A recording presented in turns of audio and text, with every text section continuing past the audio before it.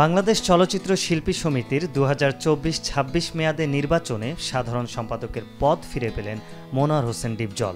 সোমবার চেম্বার বিচারপতি এম ইনায়েতুর রহিম এ আদেশ দেন। আর এই আদেশের ফলে সম্পাদক পদে দায়িত্ব পালনে বাধা নেই ডিপজলের। রোববার বাংলাদেশ চলচ্চিত্র শিল্পী সমিতির ২০২৪-২৬ মেয়াদী নির্বাচনে সম্পাদক পদ ফেরত চেয়ে চেম্বার আদালতে আবেদন করেন ডিপজল।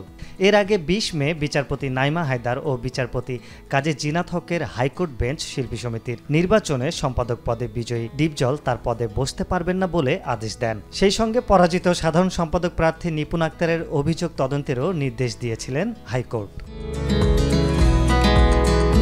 গত ১৫ মে নিপুণের পক্ষে আইনজীবী অ্যাডভোকেট পলাশ চন্দ্র রায় শিল্পী একটি রিট আবেদন করেন। রিটে নির্বাচনে অনিয়ম ও কারচুপির অভিযোগ এনে এ ঘটনার তদন্তে কমিটি গঠনের পাশাপাশি নতুন করে নির্বাচনের তফসিল ঘোষণা ও মিশা ডিপজলের নেতৃত্বাধীন কমিটির দায়িত্ব পালনে নিষেধাজ্ঞা চাওয়া হয়। আরিফ হক, মাই টিভি অনলাইন।